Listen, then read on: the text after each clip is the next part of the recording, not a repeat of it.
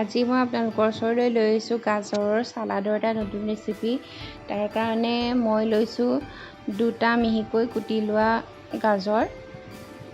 গাজৰখিনি মই আগতেই কাটি ৰাখিছোঁ আৰু লৈছোঁ 2টা কেঁচা জলকীয়া, এটা কেঁচা আৰু এটা পকা, আৰু লৈছোঁ নাৰিকল ল'ম মই চপ কৰি লৈছোঁ, আৰু এয়া লৈছোঁ অলপ সৰিয়হ, আৰু লগত ৰাখিছোঁ কেইটামান নৰসিংহ পাত, আৰু এয়া নিমখ আন্দাজমতে দিবৰ কাৰণে, আৰু লৈছোঁ এয়া ৰিফাইন তেলৰ সলনি আপোনালোকে বাদাম তেলো ব্যৱহাৰ কৰিব পাৰিব।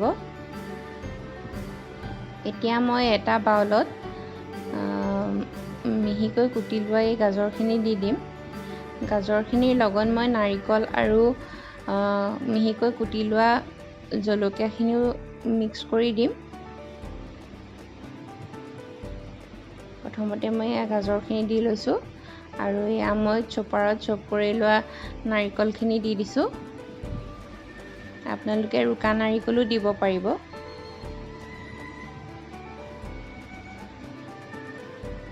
এতিয়া মই কুটি থোৱা জলকীয়াখিনিও দি দিম। জলকীয়া আপোনালোকৰ সোৱাদ অনুযায়ী দিব, কম বেছি পৰিমাণে। মই 2টা জলকীয়াই দিছোঁ, আৰু ইয়াত মই আন্দাজমতে অলপ নিমখ দি দিছোঁ। ইচ্ছা কৰিলে আপোনালোকে অকণমান চেনি মিহলাই ল'ব পাৰে, চেনিটো অৱশ্যে অপশ্যনেল হয়। এতিয়া মই গোটেইখিনি এনেদৰে ভালদৰে মিক্স কৰি ল'ম।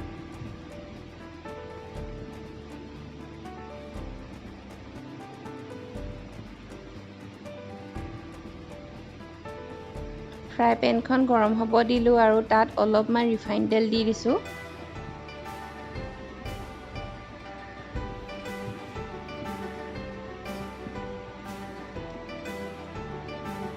মই তেল গৰম হ'লে তাত সৰিয়হ আৰু নৰসিংহ পাতখিনি দি দিম। তেল গৰম হ'লত মই সৰিয়হ আৰু নৰসিংহ পাত দুয়োটাই দি দিম। গেছ ল' ফ্লেমত ৰাখিছোঁ, কাৰণ সৰিয়হ তেলত দিয়াৰ লগে লগে ফুটি যায়। এইখিনি তেলত মই এতিয়া ভালদৰে মিক্স কৰি লৈছোঁ। সৰিয়হখিনি বেছিকৈ ক'লা পৰিবলৈ নিদিব।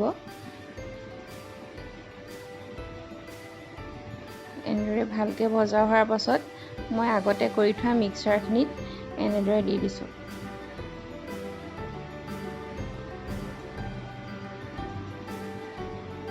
এতিয়া মই গোটেইখিনি ভালদৰে মিক্স কৰি ল'ম, আৰু আপোনালোকে ঘৰতে এনেদৰে বনাই খাই চাব পাৰিব, অতি সহজে এটা নতুন ৰেচিপি। আৰু এয়া হৈ গ'ল আমাৰ গাজৰৰ চালাড। কেনেকুৱা পালে জনাবলৈ নাপাহৰিব, আৰু মোৰ চেনেলটো যদি ছাবস্ক্ৰাইব কৰা নাই প্লিজ ছাবস্ক্ৰাইব কৰি দিব।